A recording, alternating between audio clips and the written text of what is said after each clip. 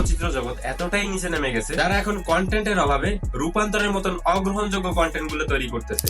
শুরুতেই বলে রাখি, সাম্প্রতি সামাজিক যোগাযোগ মাধ্যমে রূপান্তর নামক একটি নাটক মুক্তি পায়। এই নাটকটিতে স্পষ্টভাবে ট্রান্সজেন্ডারকে প্রমোট করা হয়েছে। এই নাটকটিতে দেখানো হয়েছে এই নাটকের যে মূল ক্যারেক্টার, সে শারীরিকভাবে একজন পুরুষ হলেও সে ভিতর থেকে একজন নারী, আবার এর সাথে একজন পুরুষ মানুষের বিবাহের কথাবার্তা চলছে। তাই আমি এটা চিন্তা করে পারি না যে এমন অখাদ্য মার্কা কন্টেন্টের আইডিয়া কোন স্ক্রিপ্ট রাইটারের মাথায় আসছিল। আমার মনে আরো প্রশ্ন জাগে, এমন একটা চরিত্রে একজন মানুষ কোন রুচিতে অভিনয় করতে পারে?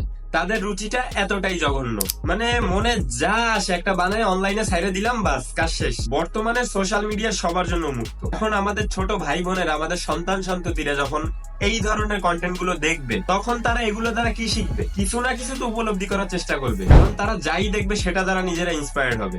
এখন থেকেই যদি আমরা রূপান্তরের মতন কন্টেন্টের বিরুদ্ধে সবাই আওয়াজ না তুলি, তাহলে নিঃসন্দেহে আমাদের ভবিষ্যৎ প্রজন্ম সকল অসুস্থ চিন্তা ভাবনা দ্বারা মানসিক রোগীতে পরিণত হবে। রূপান্তরের মতন চিন্তা ভাবনার কারণে প্রতিবাদ হোক সকলের নিজ নিজ স্থান থেকে। আমরা কেউই চাই না অসুস্থ চিন্তা ভাবনা যুক্ত বিনোদন। বয়কট করুন এই সকল নাটক ও এই ধরনের চিন্তা ভাবনা গুলোকে।